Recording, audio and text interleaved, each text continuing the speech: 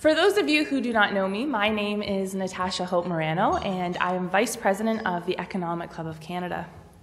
I hope you had an enjoyable summer, and welcome back to an exciting fall season here at the Economic Club. As always, we are the platform of choice for Canada's most influential and prominent leaders of the day.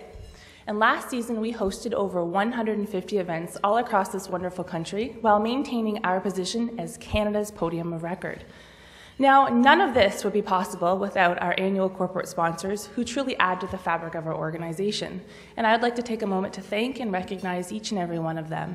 They include Federal Express Canada, GlaxoSmithKline, the Canadian Gas Association, Sun Life Financial, Certified Management Accountants of Ontario, American Express, Porter Airlines, and the Hill Times and Embassy newspaper. And here today from Embassy Foreign Policy News Weekly is Kristen Shane. Kristen, maybe you want to raise your hand, who is going to, she's the associate editor there, who will be serving as our moderator. So just following the speech, Kristen's going to be coming up and she is going to conduct our Q&A.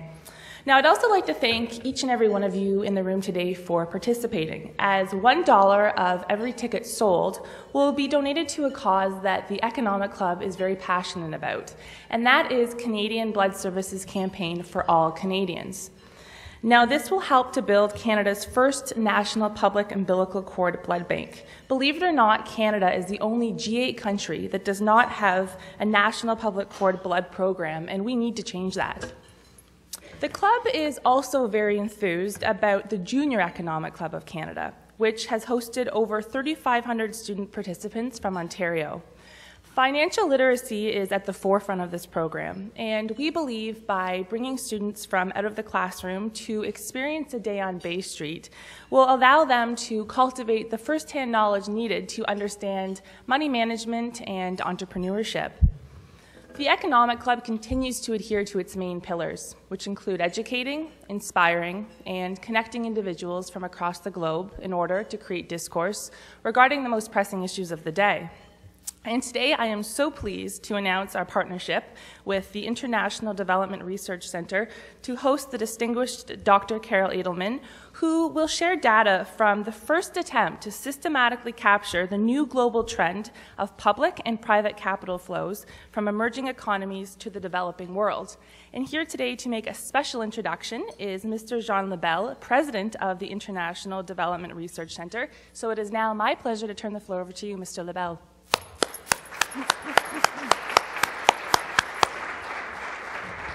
Thank you very much. Thank you, Natasha. The microphone is working. Thank you, Natasha. I have a bad cold, and I have a tendency to forget to pronounce the S's in English, and I have some difficulty with the TH, and I have also difficulty with the H. So, you know, normally without a cold, this sounds all okay. Now I might sound a little bit more like a French-speaking Anglophone. But it's truly a pleasure for me to be here. I think it's the first. It's the first time, I believe, that the President come and talk to the Economic Club of Canada. And for me personally and for my staff at IDRC, it's a real honor. It's a real pleasure. Because what we're doing, I think, needs to be heard beyond the usual suspect that we have in town and abroad. And the audience here is exceptional for this. So let me please thank you again, Natasha, on behalf of IDRC and my colleagues.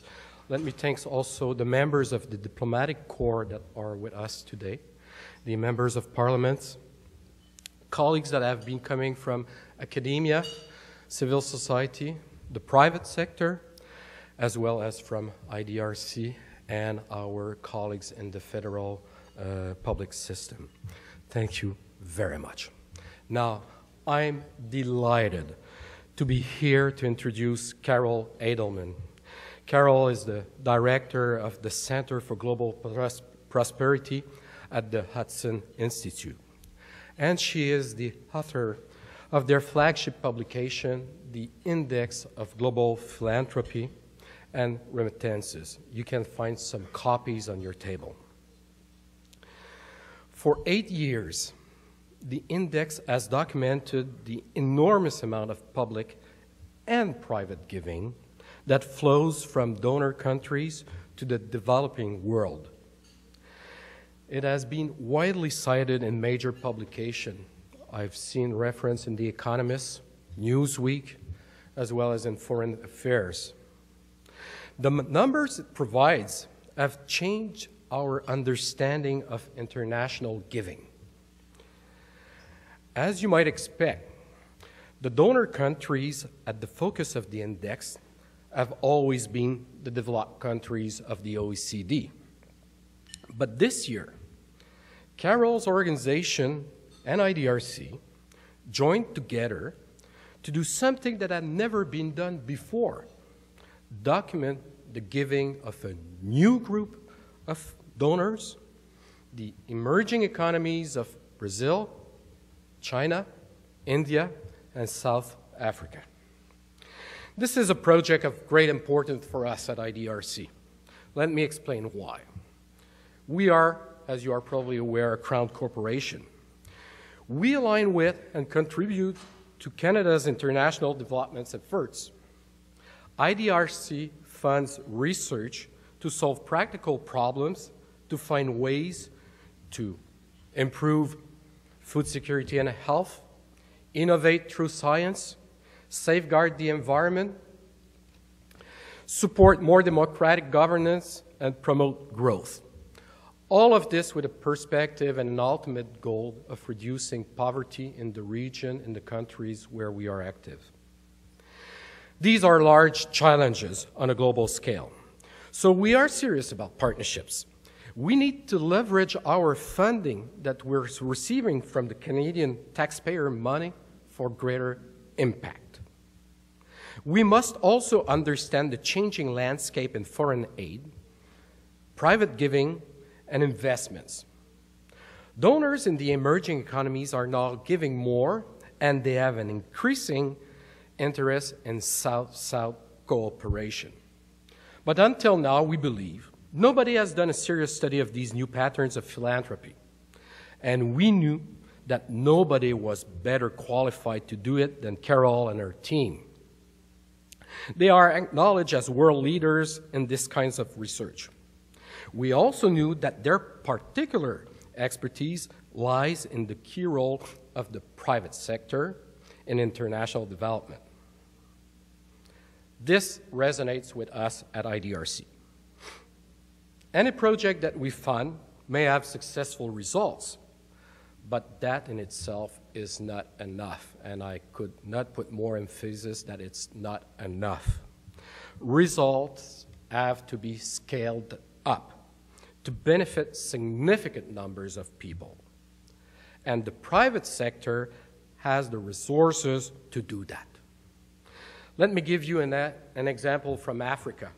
In one of our joint programs that we're running with Department of Foreign Affairs, Trade and Development, and IDRC, in Ethiopia, Canadian public funds for research have supported the development of improved seeds in the agricultural sector. These seeds have directly reached 600 farmers in one project. Private enterprise is now working to produce and sell these seeds. So the potential is multiplied many times in 1 year of production. Private producers have shown that they can supply improved seeds to 3,000 farmers in 1 year. This will translate into food security for hundreds of thousands of people.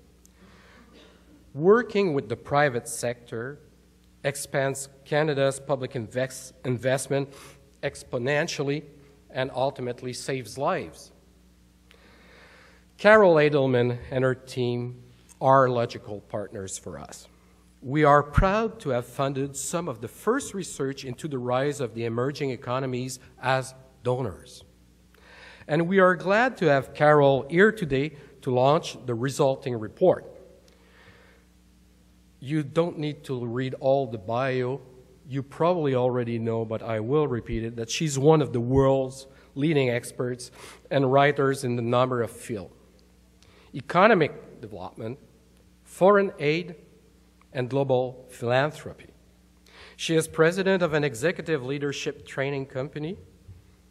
that used Shakespeare, I think, as the basis of its training. That's for another conversation and another day, probably.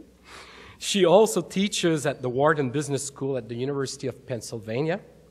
Carol is a member of the Council of Foreign Relations and a board member of the Atlantic Council and Freedom Houses. She served as vice chair of a bipartisan commission to reform American foreign aid some years ago. And before she came to the Institute, she had a brilliant career with the U.S. Agency for International Development. I am really delighted, glad to welcome you, and to welcome you as a remarkable and distinguished speaker. Carol, it's all a pleasure to introduce you and welcome you in Ottawa at the Economic Club, but also at IDRC. Please join me to speak to the audience. Dr. Carol Adelman.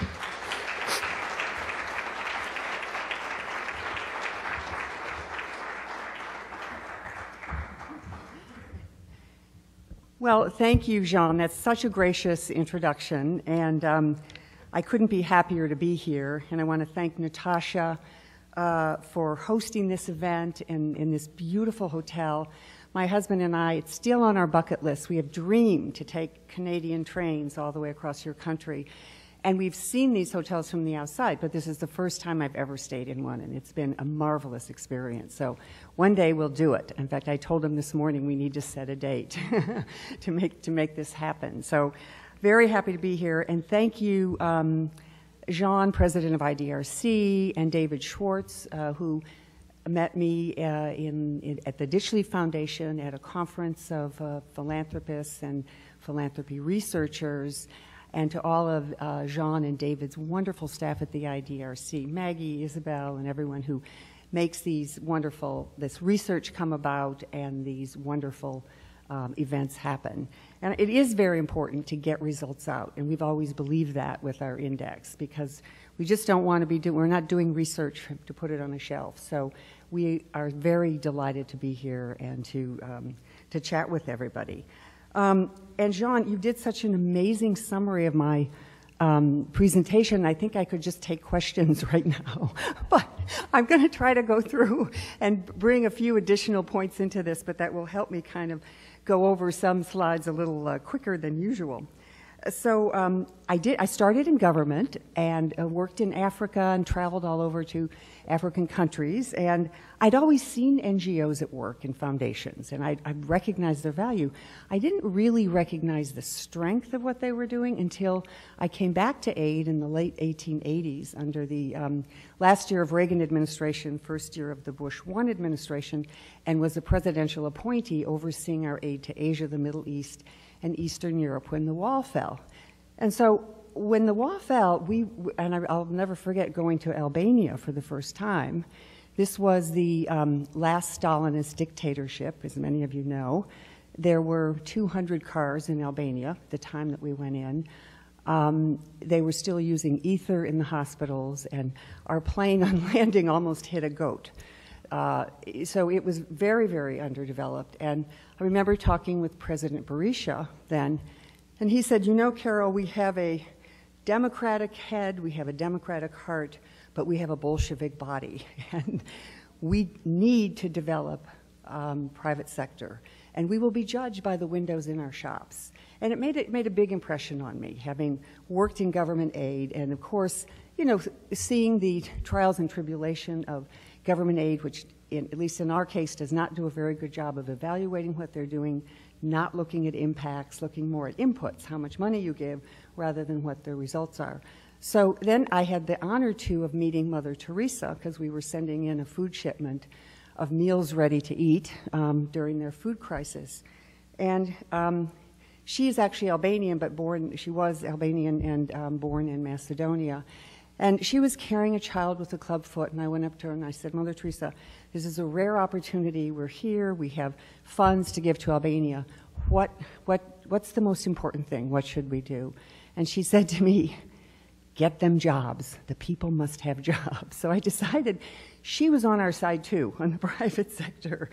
And hence, we really developed a very different program in Eastern Europe, which was some of the first partnerships that had been developed at AID, and we started the Global Development Alliance, where big companies could come in, bring their projects into AID, and AID could work with them and help introduce them into markets and areas where they could, get their projects going. So this has been an exciting journey for me, and I started measuring the aid, as Jean said. The reason I started measuring it is I went out to find out, well, how much is going on out there? Because as Lord Kelvin, the British physicist, said, if you cannot measure it, you cannot improve it. And so we measure government aid. The OECD looks very carefully at government aid. There was no measure out there. So when I started measuring it, I was quite amazed to find out that it far exceeded the government aid. And then I realized it wasn't just about the numbers. It was when we started looking at what types of projects were going on, because every one of our indexes for the last 8 years features not just the numbers, but what many of the success stories are, both by corporations, foundations, individuals, NGOs, religious organizations, which would surprise you very much at what they're doing in the field of the private sector. So that's when I started the index. And then we had been rolling along doing the DAC donors in the developed countries when David and I met, and David suggested, with this wonderful idea of moving into the emerging economies. And so this was really exciting. And I will tell you this, there's a lot of interest in Washington, D.C. on this, because this is really our first launch, if you will, here in Ottawa, but we're going to be doing another launch in Brazil sometime in November, and we'll also be doing a launch in Washington, D.C. And there's already been a lot of interest by the embassies and by the State Department and Foreign Aid Agency in doing this. So we're looking forward to that, and I, again, thank IDRC for this opportunity to do it. I'm going to be showing you numbers, and what I think if you get in your mind that what we're looking at here is a total economic engagement with the developing world, not just looking at government aid, but looking at everything in order to see what's going on in the developing world and why it's changed and how we should fit into that now, and how government aid is, of course, still playing an important role, but is going to need to adjust its mission and vision from what the data says. So let me do this, and I'm going to move to, there we go. Just a little bit of background here, okay? We're going to look at how private flows from the developed countries, and the numbers that I'm going to show you also now include our emerging economies, how they came to dominate the developed countries' relationships with poor countries. And so quite simply, it was because the developing countries had changed, and many of them were becoming emerging economies. And this is how they changed. And it's important to just know this as a background before I jump into the numbers. One, an increase in open markets and open societies. The number of democracies has increased. The number of countries that are categorized as free has increased. The economic growth has increased in the developing world. 80 countries have doubled their per capita growth in the 2000s versus only 12 in the 1990s. And of course, even in Africa, the growth rate has been 5%. And African countries have been some of the fastest growing countries of the top 10.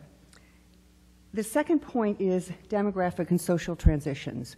A lot of emigration has occurred where migrants from developing countries have come to the United States and work and send remittances back, okay?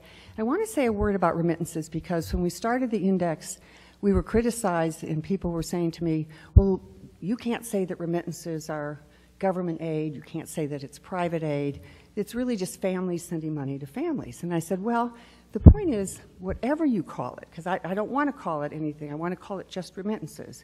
Whatever you call it, it is the second largest financial flow after private capital investment from developed countries and including the emerging economies to the developing world. So it's a very important flow. And in fact, everybody from Tony Blair to Jeff Sachs to the New York Times editorial say it's one of the greatest poverty reduction agents in the world. And very creative ways of working with remittances, too, that have happened, where different foundations have worked with, in the States, and you probably have them here in Canada, too, hometown associations of migrants who come together and do fundraising and will send this money back to the village where they came from to build roads and clinics and schools. So remittances have also been used to improve the credit rating of countries because this is foreign exchange coming into their countries. There's some exciting projects where remittances that people in developing countries receive can be used as collateral for loans. And so there's a whole area to be looking at with this huge multi-billion-dollar financial flow. There's also been, in terms of social transition, an increase in the middle class in the developing world, right now about 2.6 billion, and that is projected to increase to 3.6 billion by 2030.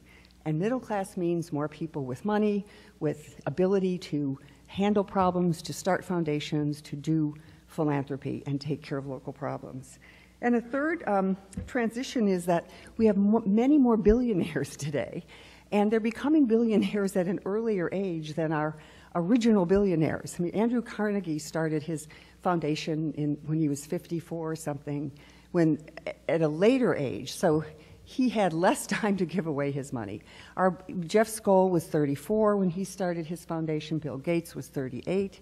So these billionaires have a longer time to give, therefore they're going to be giving a large amount. So I think, and it's hard to use this word, paradigm shift, I think there will be a paradigm shift over the next 10 years in the amount of philanthropy that is out there with these trends going on. So there will be more and more resources to use, and the gap that we're seeing already between government and private is even going to be larger. The third point here is the growth in private philanthropy, which I've been talking about in the developing world, is really just a simple point that there's just now major new streams of money in the developing world that were not there in the 1950s at the time of the Marshall Plan. In fact, at the time of the Marshall Plan, there was some private investment in Europe, but it was minimal. There were very little nonprofits. In fact, that's one of the reasons CARE, the NGO, started, was because the Marshall Plan was really just working on giving countries money to import the goods they needed.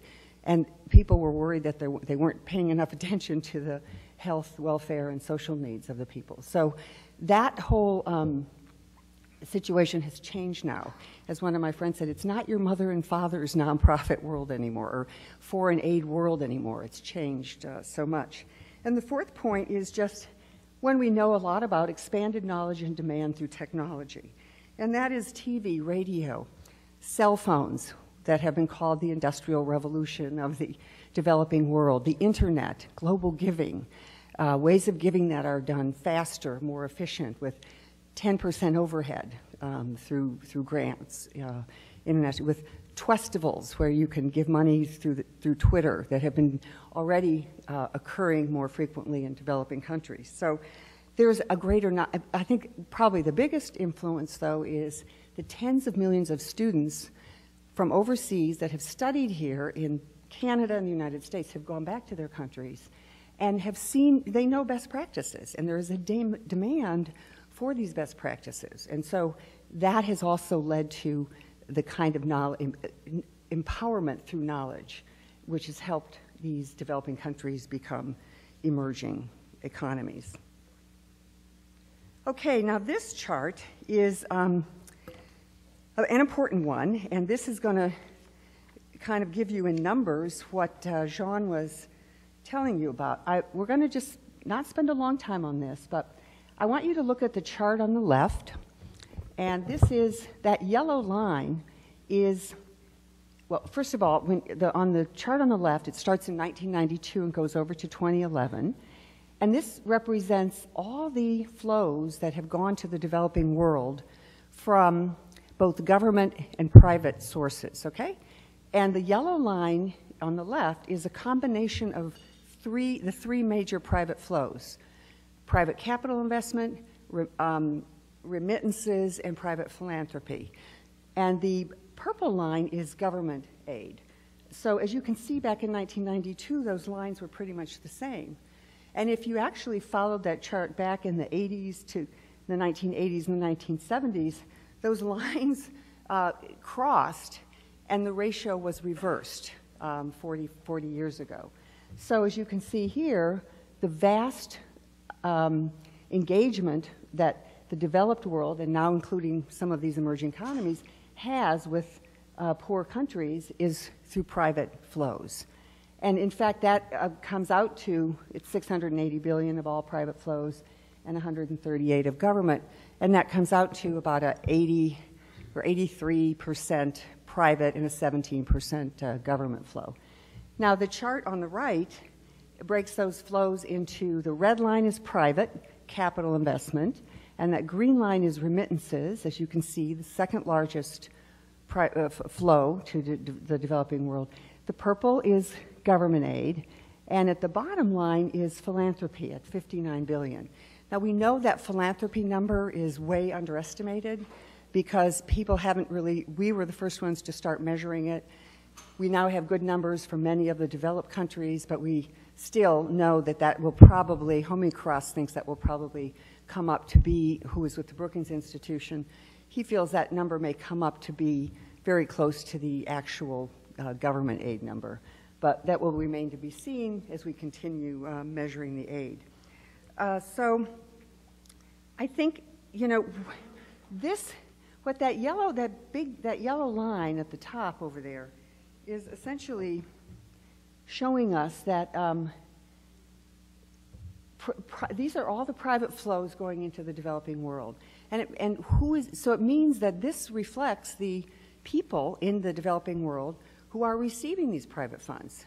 And who are these people? They're entrepreneurs, they're business people, they're people that are creating foundations, they're individuals. So it's a very positive role to show how the developing world has improved. And these numbers explain all the statistics that we're getting. One of the most important ones is that the developing world has already reached the most important Millennium Development Goal of reducing poverty by half by 2015. And this was a year ago or so that they've already reached that. This is why, and the numbers help you understand this. So we'll go on to the next slide. And I thought this was just going to give you a little idea of Canada. Let's start with Canada. We put your numbers together, your official, this is again for 2011, and we put your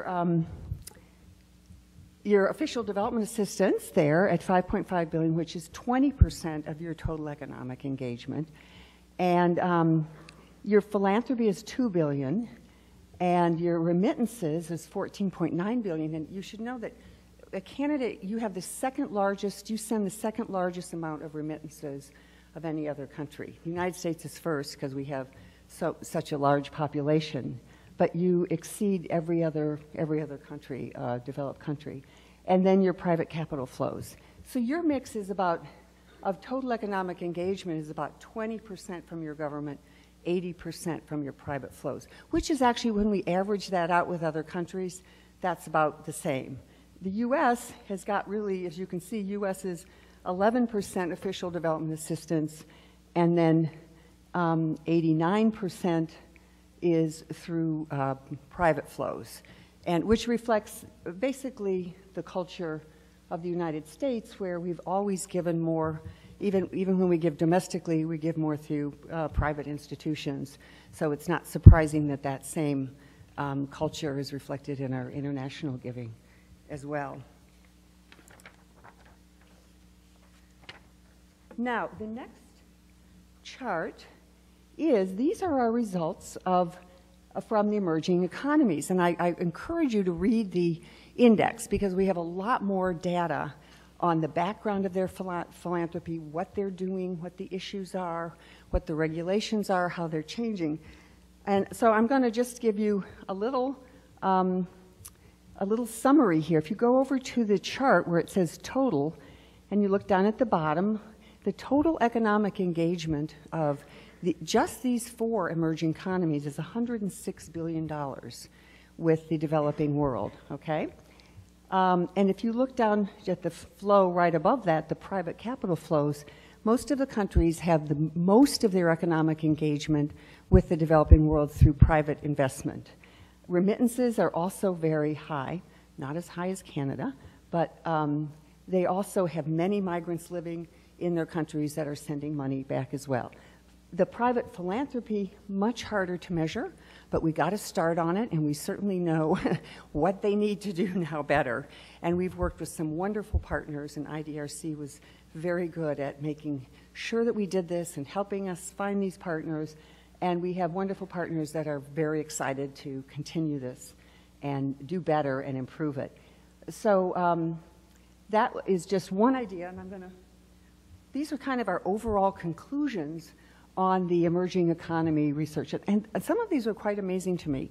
The first is that over 95% of financial flows to developing countries is private. This is from the emerging economies, with less than 5% government aid, which is probably not so surprising because it's hard for them to spend their government funds on overseas poverty when in fact in India they have 33% of poor people in the world. So that's more understandable. But the biggest chunk is in private capital investment, so that's where they're focusing now. And private, the second one, private financial flows to developing countries are 103 billion, which is, this I think is the most amazing, which is just these 4 countries represent 15% of all the money going from developed and emerging economies to the developing world. So imagine if we were to measure the other emerging economies like Turkey, Mexico, and others. It would be quite a shock, I think, to a lot of the European countries to realize that they may well indeed come up to 50% of what the developed countries have been giving to the developing world. Corporate philanthropy is increasing. The younger generation is stepping up to the plate. One study we used a lot was from INSEAD, the French Business School, where they found that the younger generation, a much higher percentage of younger generation people are giving to global philanthropy versus the generation before them. And then also most interesting is the bottom point, that some philanthropic innovations are bypassing traditional philanthropy. Now, what does that mean? If you read in the index, Brazil is doing a lot of social entrepreneurship projects where they are allowing either nonprofit or for-profit companies to invest money, make a profit, become sustainable, but still for social causes. We feature in this year's index some really interesting projects. One is Green Pop in South Africa, and one is the Hippo Water Roller, which was a project which is a social enterprise which has developed watering cans that allow an African woman, because they do all the water gathering, to roll 24 gallons of water and easily roll that versus the 12 to 20 kilograms they used to be able to carry in one long journey. So they are selling these, making money that way, which allows them through volunteers and other fundraising to distribute them free to 40 countries in Africa. This is South Africa. Social entrepreneurship, philanthropic projects. So in some respects, we always say the developing world sort of bypassed the post and telecommunications when the cell phone came in. And I feel like in this way, everyone we talk to, our partners, feel that they are going to be moving away from the give a man a fish or teach a man a fish much more quickly because of the needs of their countries and the new technology that is around to do it. Okay, we're not going to do that one. Okay, this is just one on remittances I wanted to show you. And you can see Canada is there. You're the 4th country down in this list by it's alphabetized. And you have 14, I think it's 0.9. What is it? Oh, 14.9. Yeah, it's so tiny I couldn't see it. 14.9 billion in remittances going on. As you can see, you're higher than any other country. And so I think that also poses some interesting opportunities for what I think IDRC is just visionary. I think IDRC is looking into the future. What are the new ways of giving? What are the changes? And here's an interesting one to look at with all the remittances going out. What are ways of maybe partnering with some of these these remittances that are going back to do development projects and help, and because there's no question that these projects are carefully supervised and money is getting in the hands of the right people in these countries that are getting them. So that might be an interesting area to look at. Okay, so we're getting to a few sort of conclusions before questions. And what I see as sort of the new landscape of global private assistance is new types of giving that are really going beyond traditional philanthropy. And one is the cause-related marketing. That's when you buy a cup of coffee, a percentage is going to a rainforest in Latin America somewhere, or a product red, or MAC Cosmetics has a very interesting foundation and that is using percentages of their sales as well for AIDS programs in Africa. E-philanthropy and mobile phones, which we all pretty much know about, that are really, letting philanthropy go more efficiently, as I mentioned before, more quickly, and more transparently. Public-private partnerships, which are now in full array, and a lot of government aid programs are doing them. Big companies are definitely doing them. And remittances, which I mentioned before, and then a whole slew of new financial mechanisms that are out there that are very exciting, and including impact investing, and which I know IDRC is beginning to look at that because it's a very new field, and it started really in England with, in the UK, on a way of reducing prison recidivism rates by allowing investors to lower the risk for investments, and investors will get paid back only if it's successful. So we have a whole piece on impact investing, which if you're interested in the topic, you can read it in this year's index. Social enterprises, program-related investments by foundations, whole new mechanisms even in the world of private philanthropy that are out there and looking at. Then I have some forecasts of where I think private giving is going, and I think ultimately government aid will have to find that. But I want to preface this with saying that there was a professor at the University of California at Berkeley, Philip Tetlock, who did an amazing study on expert predictions, expert forecasts. He looked at 24,000 predictions by experts and discovered that only 287 of them came anywhere near close what the prediction was. So my favorites were Thomas Watson in 1958 with IBM. The chair of IBM said, I think there is a world market for about 5 computers. That was that prediction.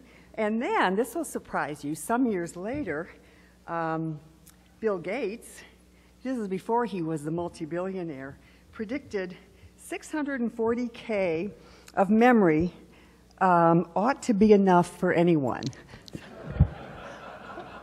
I'm sure he hates to hear that one. Anyway, so these are mine with those caveats in place there. So I think the old approach in both government and even originally in private aid was donors and recipients, and it's now partnerships, It's now working with people on an equal basis and considering this a partnership where everybody brings something to the table. It was originally top-down planning, and this I know from my own experience with aid. I would sit in Paris at the OECD meetings, and I'd be sitting with the Germans and the French, and we would be deciding what the health sector for Ghana was going to be. And maybe they'd invite the Minister of Health in from Ghana, or maybe not. But I always remember thinking, well, shouldn't he be here for this meeting? Oh, no, we have to talk first. And that top-down planning now is definitely changing to the democratization of voice. And this is my good friend Dennis Whittle, who started Global Giving, which is one of the many internet giving programs, says that the democratization of voice means that there's a lot of ordinary Oprahs out there who can give small amounts and take part in this giving and have a real involvement. And that's, in that sense, it's kind of the opposite of Bill Gates' challenge to billionaires, because so much more money is coming from individuals in small ways. So this has been really a revolution in the United States. And the old approach used to be it's all about the dollars, okay? And the exit strategy of anybody working in the field was to request another grant or to request a check. Okay, and now I think it's more all about engaged leadership. The younger donors in particular are much more interested in hands-on. They want to be involved. And they want to make it work too. So they want to make it sustainable so they don't have to go back and ask for other grants. And so the last one is corporate social responsibility, which even that is changing to a concept called shared value, which a lot of the big companies are doing, Hewlett-Packard, Johnson & Johnson, Unilever, IBM, and Intel, where it isn't an obligation to do philanthropy. It is a value to the shareholders and a value to the communities and the customers in their countries. Hence, they're getting involved with all kinds of community education, helping suppliers for Nestle in Ghana, helping suppliers for their coffee growers improve their products. And this is sort of the new wave in corporate philanthropy. The last thing is loyalty to institutions. It used to be that people would only give to care or only give to save the children. And now it's more of a loyalty to fixing the problem and to solving it and moving on. And then my final chart here, well, second to final, is, so what does this mean for governments, okay? They're now a minority shareholder. Government aid is still very important for many things, particularly disaster relief, development in conflict areas after crises, and geopolitical purposes, which every government has. So, but what's its role, given this changed nature of the developing world, and most dramatically illustrated by the emerging economies? One, I think government aid has to be more flexible now for a diverse and changing problems.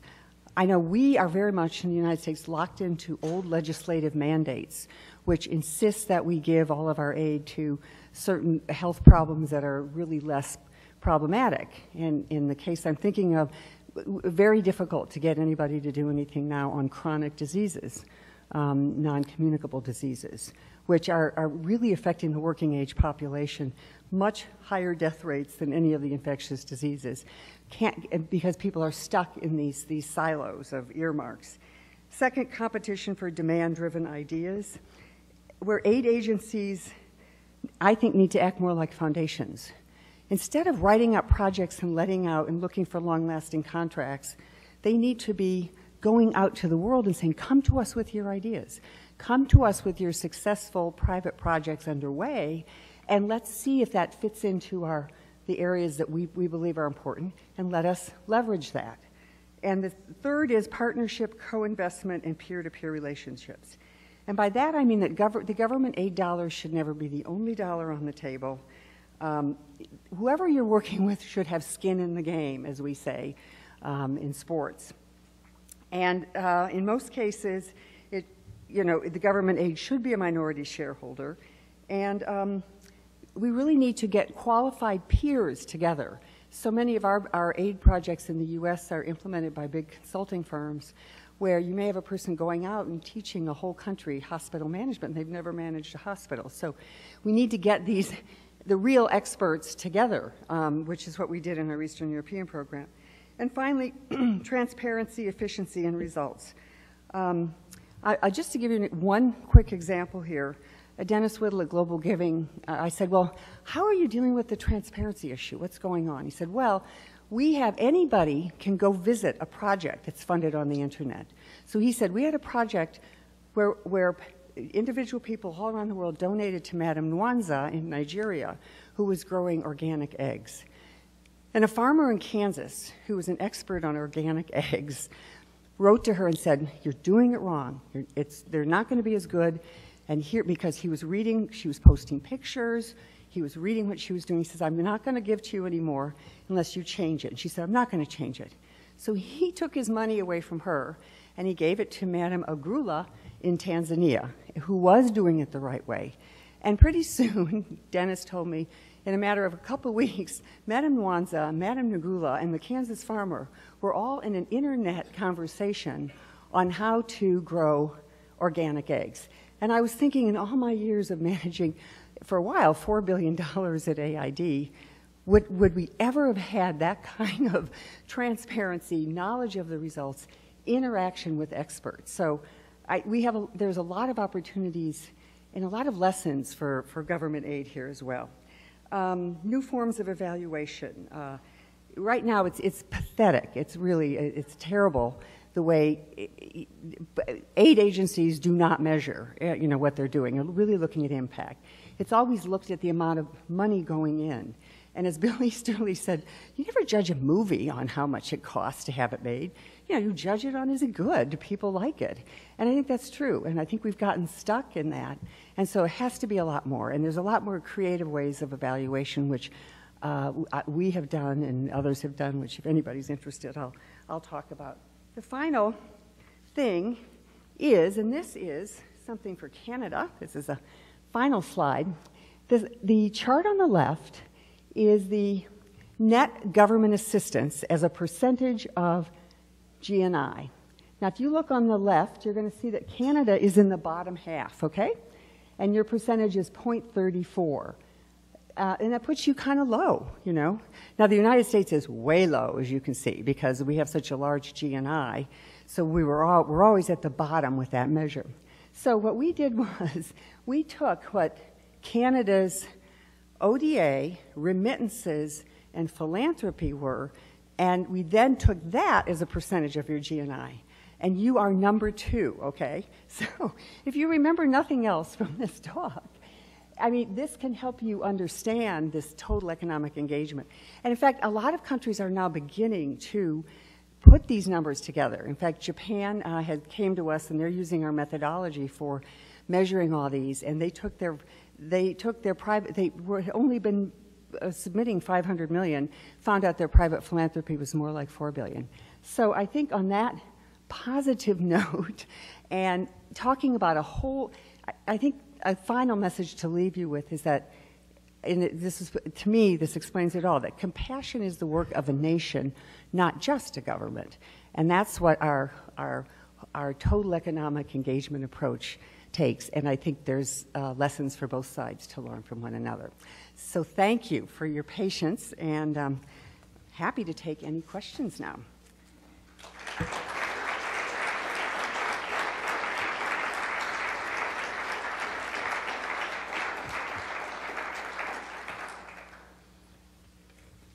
And we're going to share this mic, so I'm going to move all my papers over here. Well, I really want to thank Carol. That was really interesting, insightful talk, and I hope everyone enjoyed it and got a lot out of it. I'm Kristen Shane again from Embassy Newspaper, and I think we have time for 1 or 2 questions. So if you can actually use the mic there, they're just setting it up, because this is being recorded and everyone needs to hear what's being said. So if there are some questions, I think there's a gentleman there. Go ahead, sir, with the red tie. From your work, do you have any information you can share in terms of in what way are these changing philanthropists influencing public policy, and to what extent, especially our private investors, shaping their philanthropy based on the lessons that have been learned from the many years, say, the post-World War II investments that have been made through the aid community? How is one influencing the policies and practices of the other? I'll let you take it, Carol. Yeah, I will. Okay. What I find interesting is that our State Department has really changed because of looking at these numbers, and they now have a U.S. State Department working group, which is going to have every foreign service officer there'll be a foreign service officer in every embassy with a philanthropy portfolio. They're going to be, providing advice, helping with the legal regulatory when they need advice on tax policies in developing countries. So I think that's been a great influence. And on the opposite side of how, the second question was how government was influencing private investors. I'm sorry. I was writing down Not whether your first they're one. influencing, but to what extent are private investors drawing on the lessons of the past, you may say. Because we know that have worked in that industry that there are a lot of things that did not work, but there are also some lessons. The most common one would be the concern we hear reflected that the private sector brings a top-down, traditional, trickle-down approach, that if you get the macroeconomics and the trade policies right, the benefits will reach the others. So we want to know, when we come from that side of experience, to what extent are those lessons being taken up or considered as private philanthropy decides how they are going to conduct themselves in this arena. Right. I've seen a sea change just even over the last 10 years with private companies going from corporate social responsibility to shared value to realizing that they need to support communities and help people around them in their companies. And I would say that to me is the biggest change.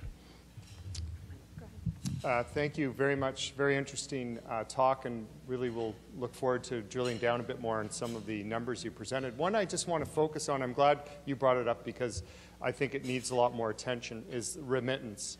I'm not as surprised as some perhaps around remittance because of the makeup of our country, and I can tell you I'm a member of Parliament for this community here in Ottawa, and it's a very diverse community, and many of my constituents send money back home, as they call it. But I'm wanting to know a little bit about how to measure the efficacy of that transaction, because as you know, it's very difficult to measure.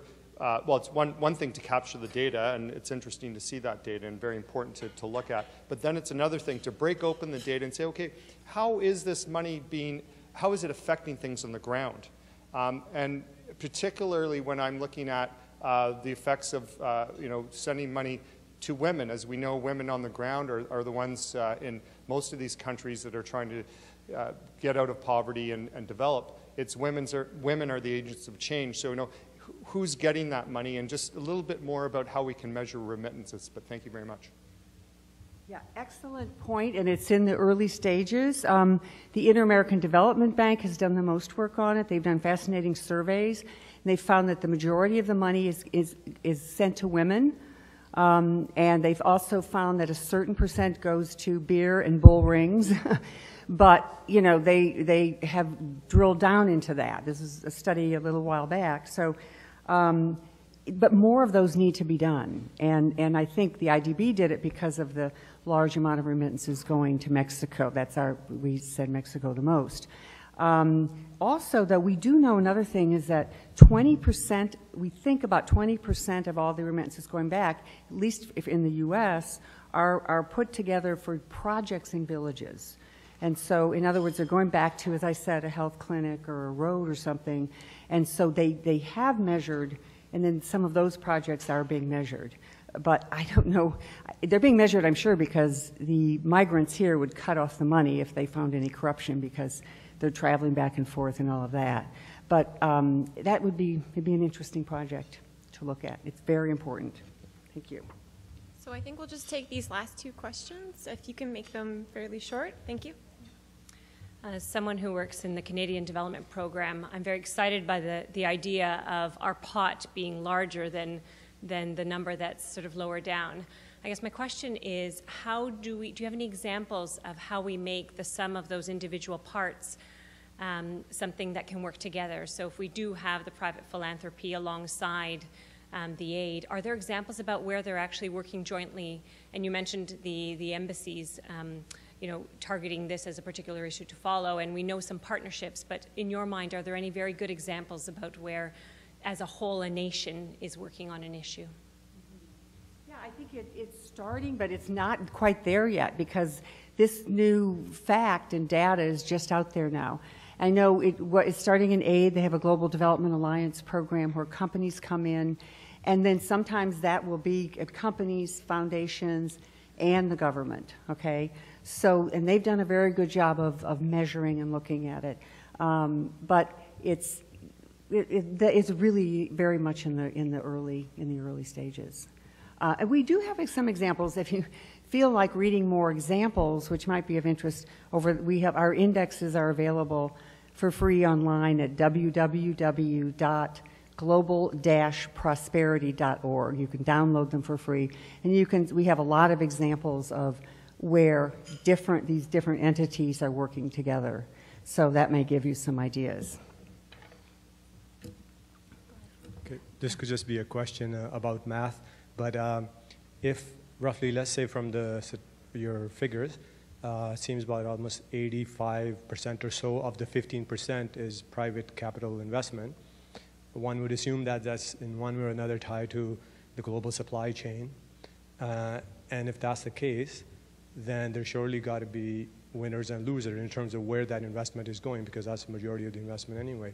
So in that context, when you look very broadly in the developing world, did you find that in fact there are resource-rich countries perhaps, or whatever have you, that have something to offer to the supply chain that are the winners, and others that are not, maybe are now suffering double whammy because this trend would suggest that the private sector is the way to go, while government aid and whatnot is lessening?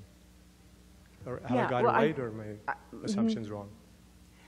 The sort of, let's say 80-20, just to keep the, even though it is a little different than that. The 80% consists of capital investment, remittances, and philanthropy. So that total 80% is not just the private capital investment. And then the 20% is government aid. So I think that, and if you're referring to the fact that most private capital investment goes to the richer and better off developing countries, that is correct. That's although changing now too, obviously with China coming into the game and doing a lot of private capital investment in Africa as well as Brazil too. So I think that, and I haven't looked recently, and we'll do that I think in the next index, to see exactly now how much private capital investment is going into the developing countries, but it's a lot more than it used to be. It used to be like 5 or 6, and this is 10 years ago, we're getting most of the private capital aid. But now that is much more, it's broadened out now. And we do know remittances are going all over, and largely to a lot of the poorest countries, because the migrants are coming from them in order to have opportunities. And there's actually one question via Twitter, I think, coming through IDRC. So I'll pass that along. I don't think I'm pronouncing this name correctly, but it was from Prachi Srivastana. And that person asks, India's New Companies Act legally requires 2% of average net profits to go to CSR, or corporate social responsibility. What are the potential consequences of this? That's what they're asking. Well, that's interesting. I haven't seen that law.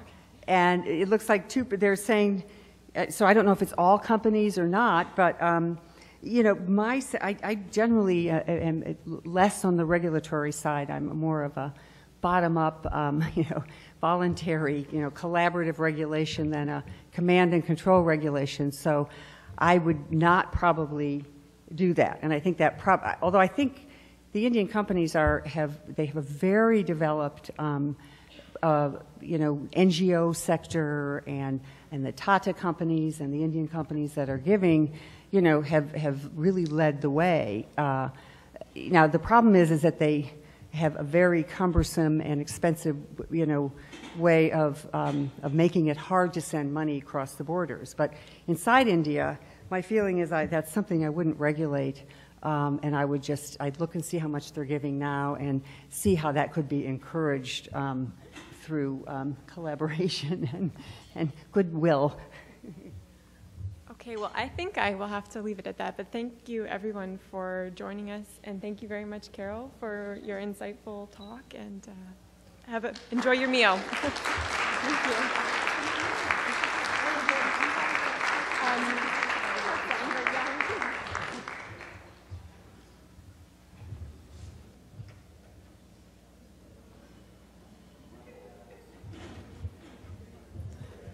Thank you, Kristen, for leading that engaging discussion. I'm always so pleased when we're able to provide a platform to create awareness and, of course, discuss findings of such worthy research. On behalf of the Economic Club of Canada, I would like to thank you, Dr. Carol Adelman, for taking our platform today.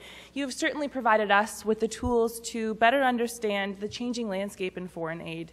I would also like to thank Canada's International Development Research Centre. Thank you, Dr. LaBelle, for the introductory remarks, for playing such a vital role in today's event. And I'd also like to thank our annual corporate sponsors one last time: Federal Express Canada, GlaxoSmithKline, the Canadian Gas Association, Sun Life Financial, the Certified Management Accountants of Ontario, American Express, Porter Airlines, and the Hill Times and Embassy newspaper. Again, thank you very much, Kristen, for leading that discussion. And of course, a big thank you to all of you for attending. Lunch will be served. I hope you have a fabulous day.